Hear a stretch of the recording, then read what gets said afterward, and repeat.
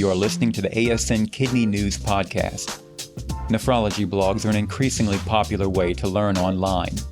In this episode, ASN counselor Ronald Falk, MD Fasten, interviews Connell O'Shea and Matt Sparks, editors of the Renal Fellow Network, and Kanar Javeri, MD Fasten, editor of Nephron Power. They discuss blogging and its intersection with online learning. You can read their blogs at the URL addresses mentioned in this episode, or by viewing the ASN Facebook page, where ASN provides an updated feed of entries from the most popular renal blogs. This is Ron Falk for the American Society of Nephrology. Today we have three different individuals who all are involved with online learning of one kind or the other. I'm going to ask that they introduce themselves, starting with Matt Sparks. Hi, I'm Matt Sparks. I'm a fourth-year nephrology fellow at Duke University. And Kanar? Hi, I'm Connell O'Shea. I'm a fourth-year renal fellow at Harvard Medical School, working in Massachusetts General Hospital and Brigham and Women's Hospital. I'm also a researcher in the Framingham Heart Study, and I'm the editor of Renal Fellow Network. Now, both of you are doing things with the Renal Fellow Network. Is that correct?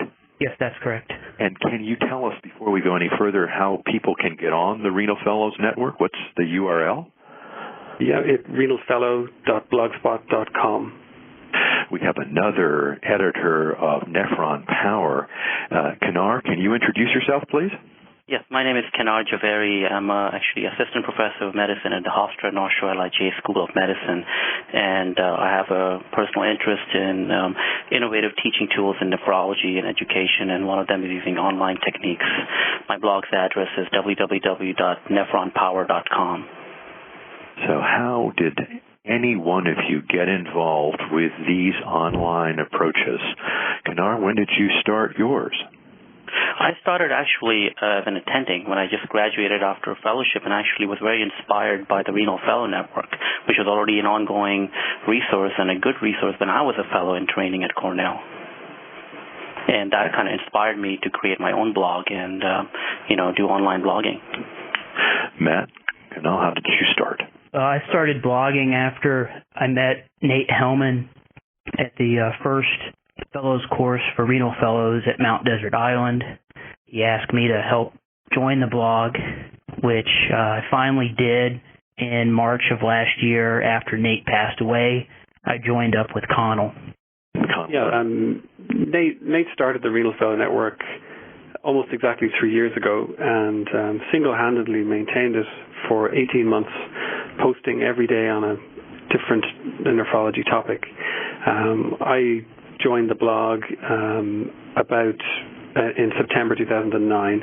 The two of us worked together on it until he died unexpectedly in February of last year. And after his tragic death, there was a huge outpouring of grief, but also of support for the blog, and that encouraged me to continue it. And Matt came on board, and since then we've gradually recruited more and more writers, and the blog has continued to grow since that time. Tell me about the Renal Fellows Network. How do you pick what subjects you're going to describe and discuss? The approach is it's really whatever interests the writer. I try and encourage new writers to, when they learn something interesting, when they encounter a stimulating clinical case, when they do some background reading and stumble upon something that kind of gets them interested, that rather than keep that to themselves, that they sit down and spend a few minutes writing it up in a form of a post where it can be viewed by a lot of people and maintained for posterity also. So in some ways the writing is ad hoc, but it manages to cover the full gamut of nephrology topics just by the way it pans out. So Kanar, how do you do your blog, and what thoughts govern what transpires on Nephron Power?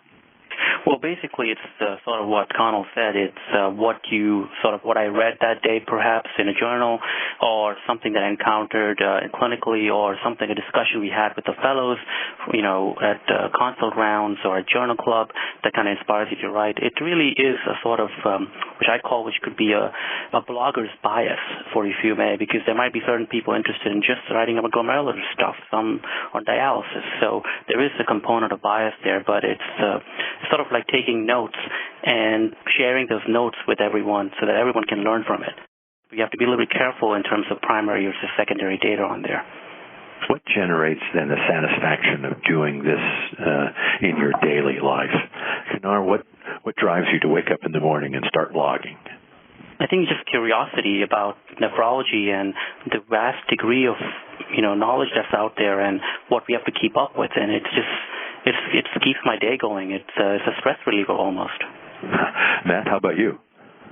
Oh, exactly what Kanar said. I think whenever I'm seeing an interesting patient, or sometimes I will read a journal article, either basic science or clinical, I feel like I can research the topic in more depth. And when I post about it, it's something I don't forget. And plus, I get feedback from people all around the United States and the world even. How do you decide whether the feedback is accurate or inaccurate? How do you edit the blog? Well, any comment that comes to Renal Fellow Network gets sent to me via email, and I will review that comment. Oftentimes, there are spam blogging where people will comment, and it's basically an advertisement. Those are immediately deleted from the site. That must occupy, for all three of you, a fair amount of time. How much time in a day do you spend doing this, do you think? 10 to 15 minutes. Oh, really? Because a lot of it, the research has been done while you're discussing, say, the topic with your fellows, and you kind of generating an idea of what you want to write. And so when it comes down to actually writing, it doesn't take that long. It's sort of what exactly you want to write about is the idea generation that takes maybe days. And if it's something that interests maybe to me or one of my fellows, we write about it. Do you think this is the way that learning is going to be disseminated in the future, not to mention just now? Yes, I do.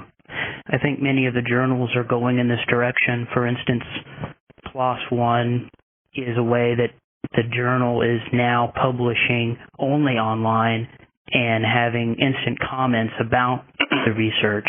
And I think our form of discussion is very similar. You'd be surprised that almost all of the comments made on posts are thought out, they're good questions, and we hardly see any people posting just to post. Who do you think is the optimal learner for this, though? I think the fellow, the resident, and the medical student are optimal for this form of medium. And the reason I say that is because instead of going to a textbook and looking up something, you can be exposed to new topics without necessarily seeking them out. But I think it also engages a discussion that is very, very important, and it can raise good research questions for investigators who are looking at these blogs. There's actually a microRNA blog. There's actually a New England Journal blog. There are a lot of blogs that raise questions by people who are doing research in this and can give other investigator ideas to collaborate. So it goes far beyond just the residents and fellows. I think it can be a very international effort to get investigators together. So do you think that these blogs are good ways of getting medical students more interested in the field of nephrology? Yes, definitely. I think this is one of the ways that I think medical students will get interested because it's out there. It's something that, because a lot of them are Googling information, and when you Google and when you search for information, you find some of these blogs, you stumble upon them, and then the medical students realize that, wow, the fellows are doing this. It seems like an exciting field, a lot of interest, a lot of excitement, enthusiasm generated through these blogs. It can create the interest of nephrology through these mediums. How do you think medical students learn best in general? I mean, I think medical education is in a real period of transition. Personally, I can't remember the last time I opened a medical textbook. And when I was coming through, I think UpToDate would have been one of the big ways in which you accessed information. In some ways, that may be a little dated now, and I find these days what I most would use for education would be accessing original articles on the go, and then accessing blogs which kind of keep me topped up with topics of interest. And I think medical education needs to move with these changes. And the interactive nature of blogs and other Web 2.0 type media is one of their most appealing strengths, and I think it's something that is just part of the day-to-day vocabulary of medical students, and it's the way education, I think, needs to move. Do you think that Google has a role in this, or other online search engines? Yeah, well, I certainly rely very heavily on Google. I think it's a very quick. I find it faster, let's say, than even PubMed to find a particular article or to search up a specific topic. Yeah, so I find it an invaluable resource. So I think I wanted to point out one thing about the blog posts is that almost all of the blog posts will have links to original articles that the blogger has researched, and you can always go back to refer to the original studies. I think to keep in mind about medical students is not everyone is a linear learner. There are different types of learners, and we're so used to this kind of traditional ways of teaching.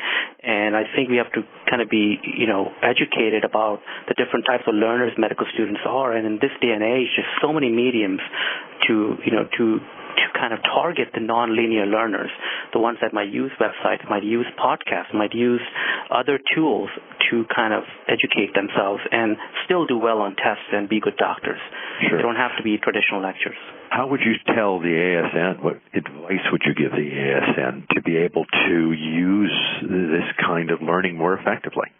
I think ASN has already moved forward with a lot of the, Facebook presence has a lot of, blogging aggregators that ASN Kidney News is doing and kind of using some of these blogging media towards attracting medical students and residents to nephrology. But in terms of maybe more sort of educational advice to program directors and, the leaders in education to sort of sort out other educational tools that might be helpful in getting more attraction from residents and fellows to continue the enthusiasm in nephrology. Do you think there should be a Kidney Week blog that blogs all the way through Kidney Week? That's actually a very good idea, and I think a lot of the blogs have been doing that in the past too. Right, Matt? I mean, this has been online blogging has become one of the ways of kind of constant learning through conferences and live conferences. And one of the classic one is Bill Peckham's blog, who he blogs about the entire dialysis conference almost every year. Yeah, I enjoy listening to the podcasts at Renal Week last year in Denver. Were those useful? I think they were, because I would go to a few of the conferences and then come back to my hotel room and listen to the day's summary from you guys from ASN, and gave me an idea of some of the things that I missed. How do you think the ASN should do this throughout the year then? Should we keep on doing podcasts? Should we participate with blogs? What's your advice?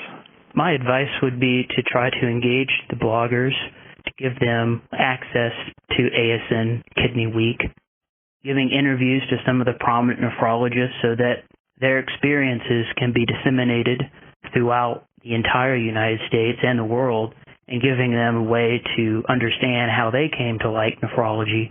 I think that would be a good thing to do all year round, and I think ASN is on the way with these podcasts that we have now. Should there be podcasts then of blogs? I think they can be incorporated into blogs. For instance, at the American College of Cardiology, the Duke Cardiology Fellows had a video blog throughout the entire weekend, updated all of the relevant clinical happenings there, and that's something that we could easily do at ASN. And I think a fellow is a perfect person to do these because they're at a situation where they're undifferentiated and have interest in many different areas.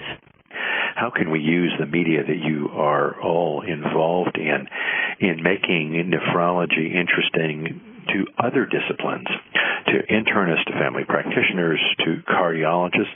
Kanar, how would you pull that off? We have to really go to their conferences. So, for instance, for medical students, we have to get to the medical school and really get the medical students interested to get onto these websites or to the podcast, and somehow advertise these things to the other disciplines to actually that they know about this and show that, look, we're doing these great stuff, and we can disseminate information this way and get interested nephrology information out there. I mean, we have to get to them because they're not going to come looking for this, and that's the only way it's going to be integrating this through other associations like the AMA, perhaps at the ACP, or any of the general internal medicine associations?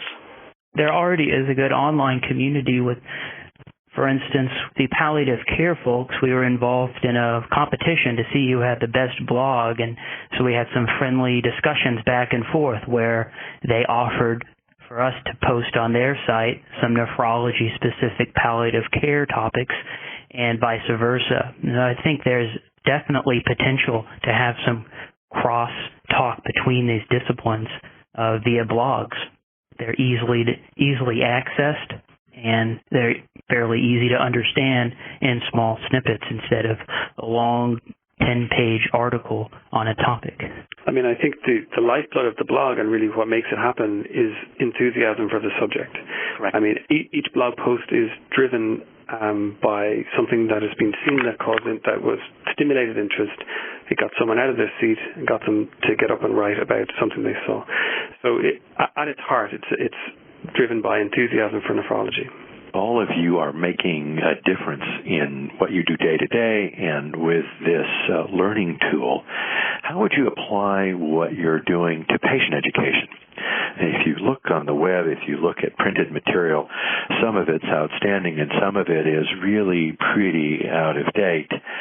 Is a patient education blogging event, do you think patients would go there and listen and learn? Definitely. Yes. A patient population is actually fairly frequent to the Renal Fellow Network. Not only do we have fellows, attendings, medical students, residents, nurses, patients, and they frequently post on the site as well, comments to blog posts, and many times these are very, very relevant to the discussion. And do you answer those questions as they come up? The majority of the times the questions are in general. They're not really patient-specific questions. They might have something to say about the topic in general, but our policy is not to give patient-specific advice, but we mainly talk about different aspects of nephrology. I think it's really important as nephrologists that we populate these online spaces with good information, and that we are participating in this online discussion to maintain the quality of the information that's being disseminated. Because as you say, there's so much poor quality information on the internet. It behooves us to have a strong voice in that arena. But at the same point, I think we have to be careful because there are patients who are looking at these websites, and sometimes we might not have primary data up there. These are opinions of the blogger, and we have to link it, like Matt said, to the primary data, and have their physician take care of them, and the blog should not be taking care of them, and that's very, very important. Yeah, our websites never give out patient advice. It mainly is a discussion about topics relevant to nephrology and any aspect of medical care. Yeah. Fast forward 5 years from now. Actually, fast forward 10 years from now. You're all sitting here having a similar conversation in 2021. What's the learning media then? I mean, I think the transition or the interface between what is online and what is offline will probably disintegrate and disappear entirely. Enter a period where information is updated in real time, and the internet constant connectivity to the internet will become reality for most people. So that's how I see things progressing. I don't think there'll be any journals, there'll be any text journals anymore. They'll be all online by that time. And I think all the research might be all published directly online. So almost like a live, ongoing research project. And a lot of these discussions, like Connell said, will be all happening online. I think it'll be great for collaboration for a lot of people. Will they be online in 2 dimensions, or will they be online in 3 dimensions? In other words, will it be posts, or will it all be video events? In other words, live interactions? I think it'll be both. I mean, it could be a mix of things. How is one going to be able to filter out in a day-to-day life all of that information, which many of us are already getting to on our various phones? What's the filter? I think this is an important question and something that we have to grapple with on our website. Renal Fellow Network has almost 900 posts now, and we really haven't come up with a strategy with deleting outdated material or material that has changed. And as time goes on, more and more information is put onto the internet, and some of which is going to change, and I think that's going to be a challenge of the next several years. And if it's happening in real time, then the editing has to happen in real time as well. One could imagine a War of the Worlds kind of event, the H.G. Wells analogy that created panic on the basis of a movie. If things are all occurring real time and some untoward comment occurs, one could actually do harm. In a way, what we've experienced on Renal Fellow Network is that there is a kind of an ongoing editing process at play. All of our posts, as well as being referenced, they also have a comment bar, which, apart from if people, on the one hand, people may type a measured comment, but we encourage people even just to click whether they like something, whether they find it controversial, and we can get a sense from every post as to whether or not it's I suppose, chiming with the mainstream view, or whether it's viewed as something that may be a little controversial. And as a result, I think there's an inherent quality control in that, with each post, getting rated in real time by every reader that passes through it. And that kind of system, which is also a little bit at play in websites like Wikipedia, which are kind of edited in real time too, that has value. It may not be as good as peer review, but it's better than it's something that needs to be developed, I think. I think all the editors. There are any. Go ahead. I think all of the editors to Renal Fellow Network, to some degree, peer review posts that occur, so that we'll read the article, and when a new blogger comes into the site, they go through one of the editors before they post anything, and once they've had about 5 or 6 posts, then we give them the freedom to post without going through an editor, but we still edit on the back end in case anything is controversial or we don't feel is appropriate for the website. Kanar, what do you think 2021 is going to look like? I mean, I think there might be by that time a nephrology wiki, and which is sort of like a Wikipedia of nephrology that might be run by sort of nephrologists who are prominent in that subspecialty and kind of edit some of that information. I mean, I don't know, Matt, we had looked at some of this. You can comment. There's not much out there in nephrology wikis. The only is Medpedia has a component that's nephrology, but really nothing specific. And, I think some of this can be sort of carnivaled into creating a wiki for nephrology. I will say one thing to defend nephrologists in that mode of delivering information. We do have a considerable number of nephrology websites, and I think that speaks to why we all chose nephrology, because we're all passionate about learning, teaching, and understanding these conditions. So we are kind of on the forefront of this new media. And that is a wonderful place to stop this most interesting conversation. The current state of understanding of how learning is going to occur now and 10 years from now really gives some of us who are somewhat older than the three of you a little bit of pause, although I think many of us are trying to hurriedly catch up to where the current learning curve is going. I want to thank each one of you for the time that you've spent today. This is Ron Falk for the American Society of Nephrology. Thanks so much. This podcast is copyrighted by the American Society of Nephrology. All rights reserved. All content in this podcast is for informational purposes only and is not intended to be medical advice. The information in this podcast should not be used during a medical emergency or for the diagnosis or treatment of any medical condition. Please consult your doctor or other qualified healthcare provider if you have any questions about any medical condition or before taking any drug, changing your diet, or commencing or discontinuing any course of treatment. Thank you for listening to this podcast of the American Society of Nephrology.